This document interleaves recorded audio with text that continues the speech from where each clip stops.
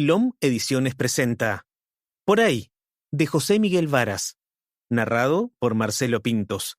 Proyecto financiado por el Fondo del Libro y la Lectura 2021 del Ministerio de las Culturas, las Artes y el Patrimonio, Gobierno de Chile. 1. Barazón. En Barazón había poca gente. Todos eran pescadores, menos el carabinero, se entiende. Y el cura, que nunca le trabajó un cinco a nadie. Y el zapatero, que hacía hojotas y componía redes. ¿Qué trabajo de remendón iba a tener en un pueblo donde nadie usaba zapatos? Yo he sido bien poco enamorado en mi vida. Cuando me ha hecho falta mujer, nunca me ha costado mucho encontrar alguna.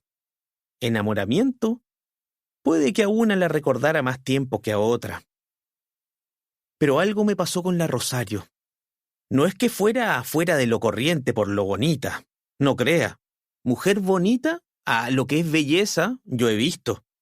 La Rosario tiene otra cosa, algo en los ojos y en la persona, que uno se pone a mirarla y se pone a mirarla y...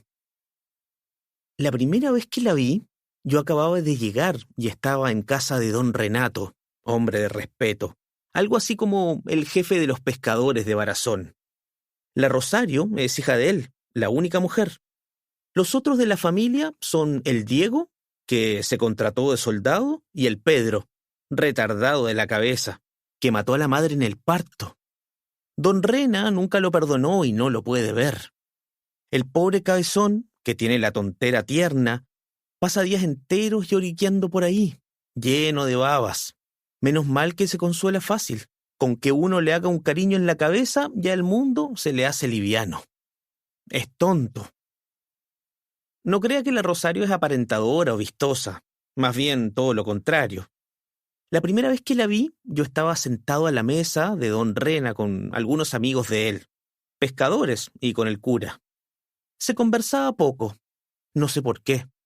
Había corrido vino desde temprano. La tertulia se había ido apagando a la par con el brasero. Hacía frío y neblina. Casi no se veía dentro de la rancha, pero nadie se movía a encender alguna vela. Debido al mal tiempo, nadie había podido salir a la mar. Puede que en eso estuviera la razón de la mala sangre. Y como esa cosa se contagia, tomábamos todos como con rabia. Hablábamos poco y eructábamos fuerte. Al lado está la cocina. De ahí nos llegaba algo de luz. Pero más era el humo que entraba por debajo de la puerta. Cuando la Rosario abrió, no la distinguí bien en un principio. Ella se quedó parada un momento tratando de vernos. «Pero papá», dijo, «¿por qué no ha prendido la luz?» «Psh», dijo don Rena. «¿Y para qué tengo hija?» «Para todo servicio la tiene», fue que dijo ella secona, «con tal que no se aburra». Don Rena se enojó, pero no dijo nada. Pegó un escupitajo en el brasero. La verdad, bastó que el suscrito oyera la voz de ella, tan suave y un poco ronquita para que me pusiera nervioso. No voy a negar que cualquier pollera me habría entusiasmado en las circunstancias que le detallo, dado que llevaba tantos meses como dicen que los monjes deben vivir, al palo. Pero había algo más. En el primer momento no me di cuenta bien, pero algo barruntaba. Cuando ella prendió la vela y la colocó encima de la mesa y yo divisé esos ojitos que tiene, medio cafés, sombreados con unas ojeras negras como el pecado, y la boca con los labios hinchados y levantados, siempre algo abiertos y húmedos, como a mí me gusta, y la nariz, que la tiene corta y anchita, y más que todo eso separado, todo eso junto, el modo y la manera. Entonces me encontró una desesperación, unas ganas de morirme, una vergüenza rara de ser como soy, un deseo muy grande mezclado con pena, llanto y una cosa dulce. No supe qué comí, pero fue pescado, esté seguro. En Barazón le tomé cariño al pescado. Después de todo, él nos daba el pan. Pero como el pan también era pescado, le tomé odio después de un tiempo. Es lo único que se come, lo único que se ve y de lo que más se conversa. Las casas, la gente, tienen olor a pescado. En el pueblo es tan distinto. En la mitad de la comida se armó un alboroto porque al cura se le atravesó una espina en el huerguero. Manoteaba como un perro en el agua y hacía ruidos, también como perro. Todos daban vueltas alrededor hablando al mismo tiempo y hacían varias cosas. Le golpeaban la espalda, pedían agua, le decían que abriera la boca y se pegaban cabezazos cuando se agachaba para ver. Como era el cura, ninguno se atrevía a decir el conjuro de la espina, ese que comienza «Ay María, puta cochina». Yo me escapé sin que me vieran y bajé a la orilla del mar. Hacía frío y un viento mediano. Se estaba despejando. Entonces se me apareció de repente el mar. Yo había viajado para conocerlo, pero en el primer momento no le presté mucha atención. Cuando uno sale a pescar, el mar no es una cosa sino una cosa que se usa, como el bote, la red y los remos. Ahora recién me agarró. Lejos, el agua se confundía con la neblina. Cerca golpeaba y lamía, como un animal amarrado, entre rabioso y sosegado, tirante, tirante. Yo sentía agujillas en todo el cuerpo y deseos de gritar o de llorar como un chiquillo. Estuve un largo rato en la misma orilla, hasta que sentí que el agua me mojaba los pies. Volví a la casa a paso cansado, entre entumido y con sueño. A mitad de camino, la Rosario estaba sentada en la arena, sola. Se sorprendió al verme. «¿Quién es?», preguntó y se quiso parar. «Soy yo», le dije, y ella se quedó quieta. «Voy a su casa». Pero me quedé al lado de ella, mirándola. No decíamos nada. Ella tenía la cara levantada hacia mí. Yo la tenía bajada hacia ella. Nos mirábamos, pero la verdad es que no nos veíamos casi nada. Una mancha blanca era la cara de ella y otra no tan blanca sería la mía. Entonces yo le digo, «¿Me puedo sentar un momento?». Pareció que ella despertaba porque respingó. «Siéntese», dijo. Cuando yo me senté, ella se paró muy suave y ligero y se fue sin decir nada, dejándome solo, como un tonto, mientras el mar sonaba. Me quedé en Barazón. Aprendí algo de pesca y mucho de destripar pescado. En las tardes nos juntábamos a conversar. Detrás del almacén, en la pieza chica, abrigados con humo y vino, se nos iban horas dale que dale a la sin hueso, mientras las velitas hediondas de don Marcos se iban achicando. La verdad es que era yo el que hacía el mayor gasto, y como siempre les contaba de lo que había visto por ahí, sin darme cuenta el nombre me fue quedando de por ahí. Al cabo, nadie me llamaba de otra manera. Les conté de cuando anduvimos por ahí con el Gustavo, cuando pensamos que ya estábamos grandecitos para seguir lustrando zapatos en el pueblo. Eso fue lo que conversamos. Por eso nos echamos los atados al hombro y partimos. Así anduvimos un tiempo. Cuando nos topábamos con los pacos era siempre lo mismo. El paco, «¿Qué andan haciendo? ¿De dónde vienen?». Uno, «Andamos buscando trabajo». El paco, «¿Buscando trabajo? ¿Buscando trabajo? ¿Cómo no, pues? No vayan a andar buscando trabajo nomás. ¿Qué traen ahí?». Uno, «La camisa, las cositas». El paco, «A ver, abre». Uno, «¿No ve, pues, mi cabo?». El paco, ¿y ese cuchillo?». Uno, «¿Para comer, pues? ¿O quiere que uno coma con la mano? ¿Para cortar la morcilla, para el pan?». El paco, «Sí, claro. ¿Para cortarles las tripas a algunos por ahí o para carnear animales con dueño?». Uno, «Si no, mi cabo, ¿cómo se le ocurre?». El paco, «Así que vienen a buscar trabajo, ¿no?». Uno, «Sí, mi cabo». El paco, «¿A ver la libreta?». Uno, «La libreta, bueno, el paco, «¿Bueno qué? ¿No tienen libreta?». Uno, No, eso sí, mi cabo. De tener tenemos, pero...». El paco, «Yo quiero verla. ¿Dónde está?». Uno, «Es que donde estábamos trabajando antes, allá para la cordillera, allá, ¿no?». El Paco. ¿Sí? 1. Sí, ahí pues. El patrón que teníamos no nos quiso dar las libretas cuando salimos. Dijo que nosotros le teníamos que pagar las estampillas. ¿Se da cuenta qué abuso?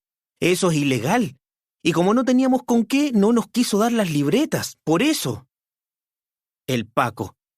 Sí, ¿ah? 1. Sí, mi cabo. El Paco. Claro. Y entonces ahora ustedes quieren trabajar. 1. En eso andamos, buscando trabajo. El Paco. Badulaques mentirosos de mierda, vamos andando para adentro. Aquí les vamos a dar harto que hacer. Nos metían para adentro del retén. Nos hacían cortar leña, lavar los caballos, limpiar las pesebreras, lavar los excusados. Nos tenían 2 o 3 días. En las noches nos hacían dormir a lo que es suelo pelado de calabozo. Y antes de echarnos, siempre nos daban unos palos o un par de patadas, por si acaso. Pero aunque todo eso era doloroso, había otra cosa que nos molestaba más. Nosotros habíamos salido a andar por ahí porque estábamos cansados de lustrar, ¿no? Ya estábamos grandecitos, ¿no?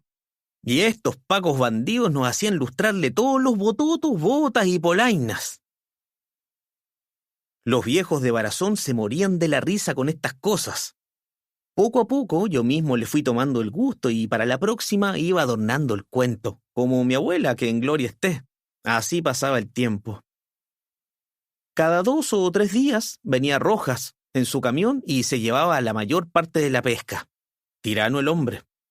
No se reía ni por un queso. Usaba revólver a la vista, metido en un cinturón ancho de carabinero, que se amarraba encima de la chaqueta. Tenía un bigotazo que le tapaba la boca y unas cejas que le tapaban los ojos. Andaba siempre chupando una cola de puro, apagada. Se la sacaba nada más que para escupir. Cuando estaba nervioso o enojado, mordía el puro y lo hacía viajar de un lado a otro de la boca. Compraba el precio que él quería. Si había mucha discusión, subía al camión, tiraba un par de manotones a los cambios y se iba. Como no venderle a él era la ruina, los pescadores corrían acortando camino por la puntilla y lo paraban donde empieza la cuesta. Venía otra discusión hasta que lo convencían. Él a ellos. Entonces volvía y compraba, al precio que él quería. Eso era antes. Después, con el tiempo, ya nadie corría detrás de él. Todos esperaban tranquilos, porque el zapatero, que vivía en la última casa, lo esperaba en el medio del camino, sentado en su banquito, y lo hacía regresar. El tontito Pedro odiaba a Rojas. Nosotros también. Le decía el hombre malo. Y bastaba que divisara el camión para que le viniera la pataleta. Parece que Rojas le aplastó un día al perrito y desde entonces fue el odio. El camionero le pagaba en la misma moneda, y si lo pillaba cerca no perdía ocasión de pegarle su coscacho. Pedro le zumbaba todas las piedras que podía, pero no tenía fuerza ni puntería. Después se ponía muy nervioso, lloraba y lloraba. Una vez quiso tirarse al mar. Desde entonces, don Rena lo encerraba con llave mientras Rojas estuviera en Barazón. Detrás de las casas hay unos bosques de pinos y unos cerros. Ahí me encontré con la Rosario. No piense mal, las cosas pasaron de tal manera que yo apenas me conocí, porque antes fui más bien fresco y me demoré poco en conocer los dormires de cuanta paloma tuve cerca, o en recibir unos moquetes en la nariz. Ella había andado recogiendo leñita. Cuando yo la encontré, estaba sentada encima del atado, descansando. Me paré delante y me puse a mirarla, cruzado de brazos. ¿Qué quiere?, me dijo. Nada, le dije yo. ¿Estar un rato aquí con usted? Se quedó callada. Yo seguí mirándola. ¿Qué? ¿Tengo monos en la cara?, me preguntó. Tiene la cara muy bonita, le contesté. Puso una trompita de enojada, pero vi que no le había parecido tan mal. Con eso me volvió el coraje. ¿Me da licencia para sentarme a su lado? Me hizo lugar, pero después dijo que no, y se hizo la ofendida cuando me instalé. Nos miramos un rato las ojotas de cada cual. Ella apenas pudo aguantar la risa cuando yo me puse a levantar y a mover los dedos de los... Siempre los he tenido muy movibles. Después, yo saqué la cuchilla y me puse a cortar un palito. No hablamos más, pero ella me dejó que yo cargara la leña y se la llevara hasta la casa. Es decir, hasta poco antes, porque me hizo parar y me dijo, «Hasta aquí nomás, que no me vaya a ver mi papá». «¿Por qué?», le pregunté. «Porque me dice cosas», dijo ella. «Muchas gracias por ahí». Me hizo un cariño en la cara. Sentí que se me esponjaba la pana, la boca se me llenó de agua. «No me lavo más aquí», dije, tocándome donde ella me había tocado. Dado lo que cuesta conseguir agua en Barazón, era casi cierto. 2. Una huelga. Poco después vino la huelga. El problema era viejo, pero nadie había pensado jamás que se pudiera hacer algo semejante. Fue el cura el que apuró las cosas. Rojas era abusador, y últimamente se había puesto peor. La gente protestaba mucho, mejor dicho, se lamentaba. Pero Rojas seguía comprando al precio que él quería. Tocó entonces que el cura anduvo para el pueblo y supo a cómo se vendía el pescado en la ciudad. A la vuelta comentó y vino la indignación. La pobre madre de Rojas debe haberse revolcado en la tumba, según fueron las prosas que le dedicaron. Pero todavía así, nadie pensó en la huelga. Cuando a mí se me salió la palabra, estaba don Rena, 3 o 4 de los viejos y unos 5 de los más jóvenes. «¡Vótense en huelga!», fue lo único que les dije. Vino un silencio y todos me quedaron mirando fijo. Después hablaron todos juntos. Me obligaron a que les explicara. Yo no había pensado mucho el asunto, pero en realidad es una vergüenza que a nadie se le hubiera ocurrido, habiendo tanta huelga en este país que salen los diarios. Cierto que a Barazón llega un diario a las perdidas, pero así todo. Bueno, Rojas era el que estafaba a los de Barazón, ¿no? Pero vamos a ver, ¿qué podía hacer él si no tenía pescado? Nada, pues. Se arruinaba. Podría aguantar un tiempo, pero si nos manteníamos firmes, iba a tener que pagar nomás. Rojas olió algo cuando llegó. Olió el pescado podrido, como quien dice. Todos estaban serios. Había más gente que nunca. Hasta las mujeres bajaron con los chiquillos en brazos a ver qué pasaba. Por si acaso, él echó el revólver adelante. Miraba desconfiado por debajo de las cejas y mascaba el cigarro, pero no se daba cuenta de lo que se cocinaba. Cuando empezó la discusión y el tironeo por el precio, se puso más tranquilo. Fue igual que siempre. Lo único que don Rena pidió ahora...